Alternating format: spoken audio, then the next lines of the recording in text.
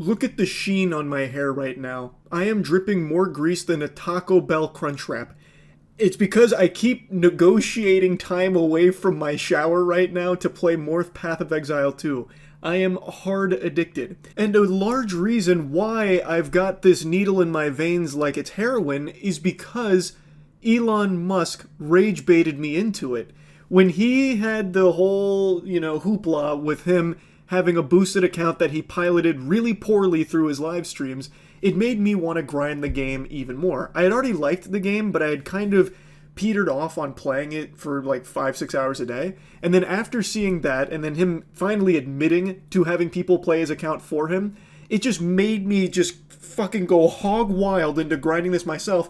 Now I have over 160 hours, I've changed my build 4 times, and I am just the optimal meta build right now.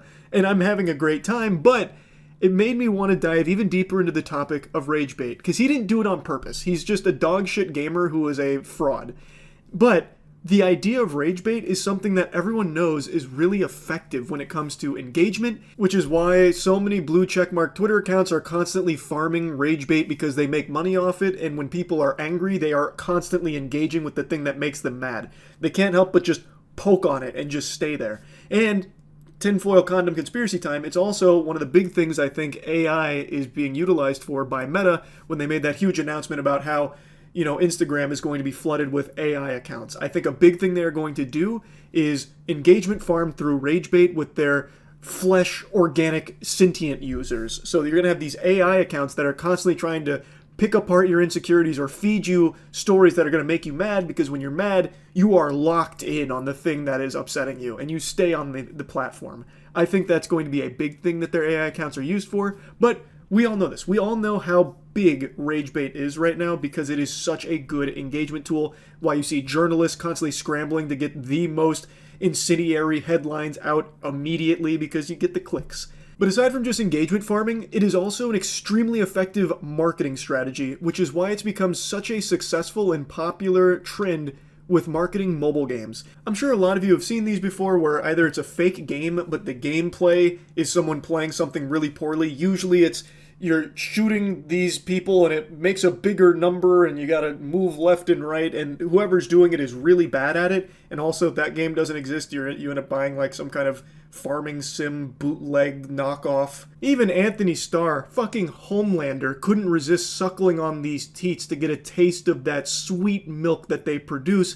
And it's the same shit, different toilet. It's bad gameplay, he's the spokesperson for it, but the bad gameplay is integral to selling these mobile games. Now, I'm not a Ragebait psychologist or anything, so I don't fully understand why it works so well, but there is something, a little demon embedded deep in all of our souls, that when it sees something as pathetic as this mobile game gameplay, it makes us want to try it to do it better than what we just watched, because that was trash. That was actually tragic.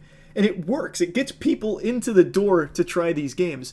And the most notable example of this, it's one from very recent memory, Ludwig with League of Legends. I'm sure he's not thrilled that I keep bringing this up, but I think this is the best example. One that I think would warrant a real case study to see the correlation between Ludwig's bad gameplay on his climb to plat and an influx of new players to the game itself, at least temporarily. Because, for those that don't know, Ludwig was doing this challenge where he was going to hit plat in League of Legends, except he was beyond horrible at the game. Like, I'm not going to sugarcoat it. We're not pulling any punches here. I'm not here to, pat him on the back. He was absolutely so bad at that game. I would sit there and watch his streams for hours and just stew. Like, just sit here and steam, speaking to myself out loud, how can he be this bad? And it was such a profound effect watching him be this bad at the game, it made me come out of retirement, fall off the wagon. I was sober from League of Legends for over 4 years. I hadn't touched the stuff. I was an avid addict for a while. I eventually kicked the habit, and I broke my sobriety because Ludwig was so bad at the game, it made me feel compelled to get in there to prove it's not as hard as he's making it look. Now, eventually, over time, Ludwig was able to overcome this hurdle, and he was able to make it to plat. Huge congratulations. The Plat Patriot did it. He was successful in his venture, but it was an extremely rough journey, and it served as this really impressive lightning rod that I'm sure Riot Games couldn't help but thank him for. They probably had like a fucking bubblegum tribute statue to him like Helga from Hey Arnold because of all the new players he most likely brought in through his bad gameplay. Him streaming that game for fucking 6 hours a day, 10 hours sometimes, probably did so much to make people so angry at his gameplay that they felt the need to try it themselves to see if it really is that hard, or to see if they were better than him, which a lot of people probably felt they were, myself included. So it got me in the door playing League again. Now all of a sudden I've done some solo queue. I'm actually fucking malfunctioning because my brain is trying to reject the idea that I'm grinding League again. But I've been doing solo queue. I am playing League again, and I plan on grinding League again. Whereas I was sober until Lud's terrible gameplay. And I just find it so interesting how effective Ragebait is, because it's not just like a flaw with me. Ragebait is something that you can very clearly see works. You can see the most engaged posts on any social media platform are going to be the ones that are making people angry. It's very rarely something positive that is getting as much traction as something negative or something that's making people mad. And you can now see it in marketing material where when someone is playing something poorly or doing something that doesn't make sense to sell a product, it makes people more likely to try it. Another good example of this is those videos that always pop up on TikTok and everywhere else where it's like DIY shit. How to fix a blown out tire using a carrot. Save hundreds of dollars on tire repair using a carrot and toothpaste.